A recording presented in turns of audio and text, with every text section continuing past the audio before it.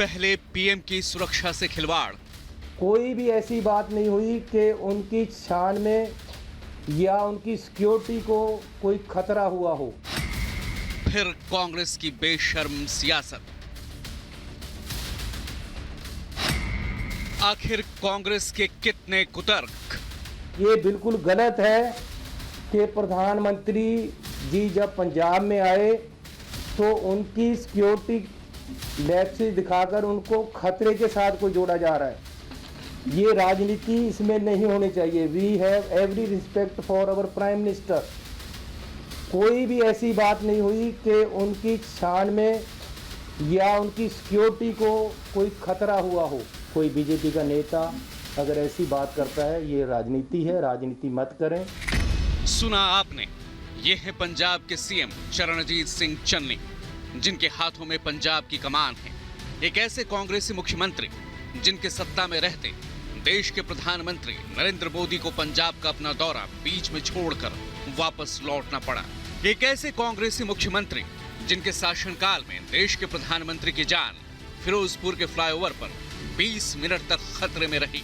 Pakistan border के बेहद करीब फिरोजपुर में पीएम का काफिला करीब 20 मिनट तक फ्लाईओवर पर फंसा रहा। रोड ब्लॉक कर दिया गया।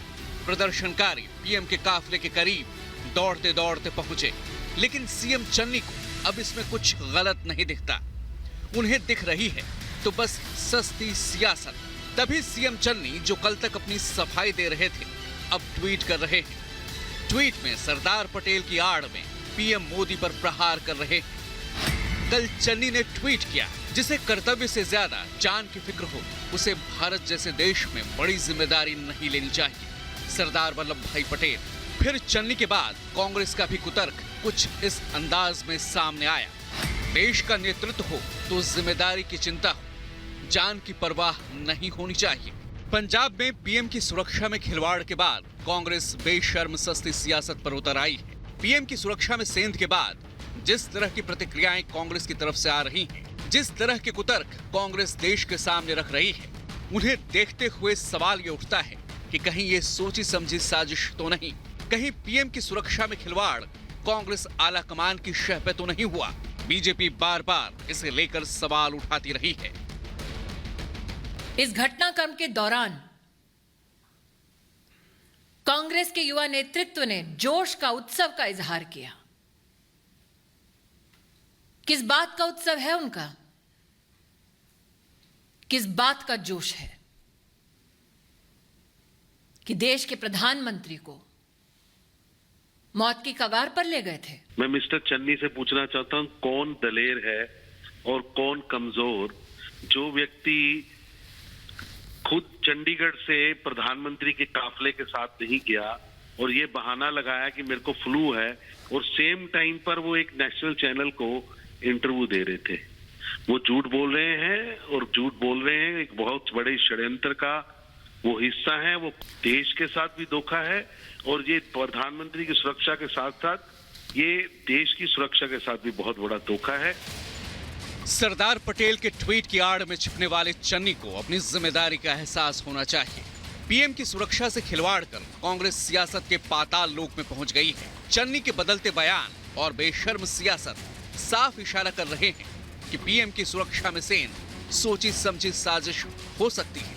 केंद्रीय गृह मंत्रालय की टीम मौके पर पहुंचकर जांच में जुट चुकी है। बठिंडा के एसएसपी और अन्य 5 अफसरों को जांच कमेटी ने कारण बताओ नोटिस जारी कर दिया है। लगातार जिम्मेदार अधिकारियों से पूछताछ की जा रही है। आज शाम 5 बजे तक अफसरों को कारण बताओ नोटिस का जवाब भी देना है। पंजाब में पीएम मोदी का काफिला रोके जाने के मामले में पुलिस ने आईपीसी की धारा 283 के तहत 150 अज्ञात लोगों के खिलाफ कुलगढ़ी थाने में एफआईआर भी दर्ज कर ली है। मामला सियासत का नहीं, देश के प्रधानमंत्री पद की सुरक्षा से जुड़ा है। जांच जारी है और देश को इंतजार है सुलगते सवालों के जवाबों का। देश जानना चाहता है कि साजिश के पीछे कौन से चेहरे छिपे हैं।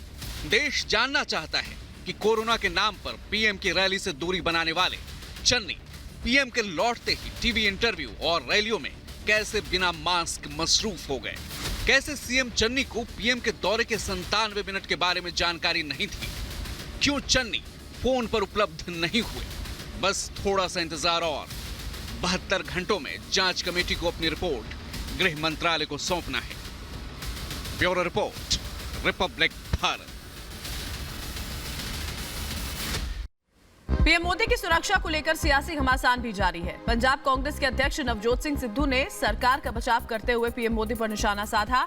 सिद्धू ने कहा कि बीजेपी चुनावी फायदे के लिए स्वांग कर रही है, तो वहीं गिरिराज सिंह ने पलटवार करते हुए कहा कि ये संयोग नहीं था, साफ तौर पर साजिश थी।